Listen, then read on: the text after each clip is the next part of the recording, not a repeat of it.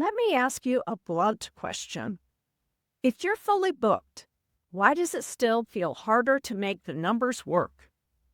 Most hosts assume that once demand is strong, profitability should naturally flow. More bookings should mean more income. More income should mean more ease.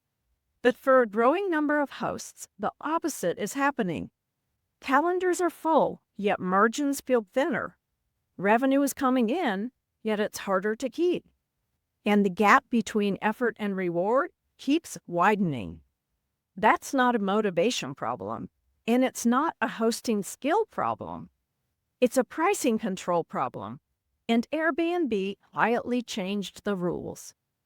Over the last year, Airbnb has shifted how fees are handled in many regions, moving more responsibility onto hosts through a host-only fee structure. This doesn't mean every host pays more in absolute terms, but it does mean hosts now have to account for platform fees inside their nightly rate instead of those fees being split or more visible to guests. At the same time, Airbnb emphasizes total price transparency for guests, while offering pricing suggestions designed to improve conversion, not necessarily protect host margins. Smart pricing isn't mandatory, but when you're competing in a marketplace shaped by these nudges, the pressure or nightly rates is very real. Let's make this tangible and look at some real-world examples. Example 1. The winning listing that isn't winning. A host runs a well-reviewed property in a strong market. They're booked 90% of the month. Airbnb's pricing suggestions keep nudging them slightly lower than they'd like, but bookings stay strong, so they go with it.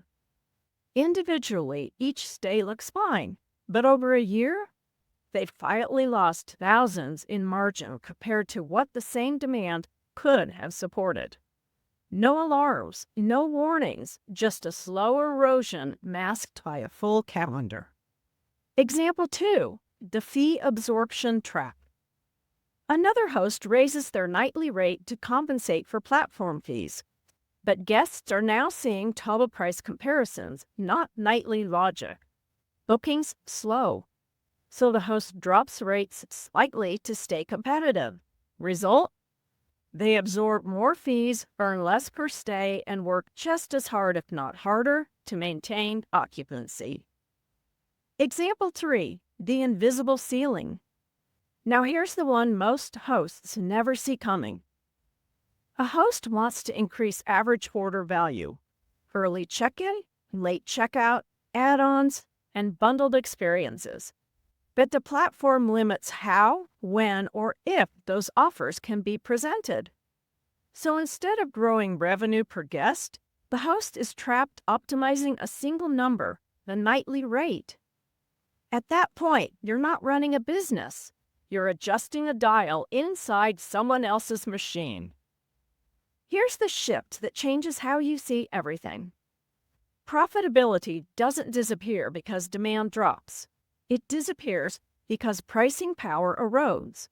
When you don't control how your price is framed, what value is emphasized, or what's bundled or expanded, you're not selling an experience, you're selling a commodity. And platforms are very good at turning unique properties into interchangeable options because that benefits the marketplace. The most dangerous part? This erosion feels normal.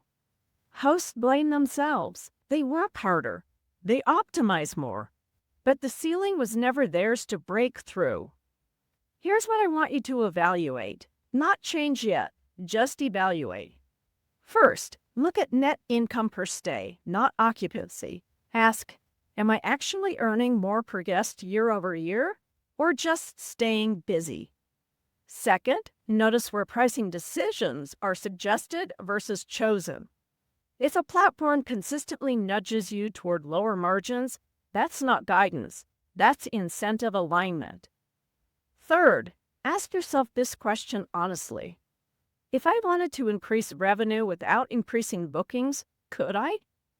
If the answer is no, the issue isn't demand, it's control. Awareness here is powerful. Because once you see the squeeze, you can't unsee it. When hosts realize they're fully booked but financially boxed in, the solution isn't more optimization, it's ownership. Ownership of pricing, ownership of value, ownership of how revenue is created, not just how nights are filled. That shift from platform optimized hosting to host owned infrastructure is exactly what the Dibster booking revolution is built around. I'll leave the details below in the video description so you can explore that path when it makes sense for you.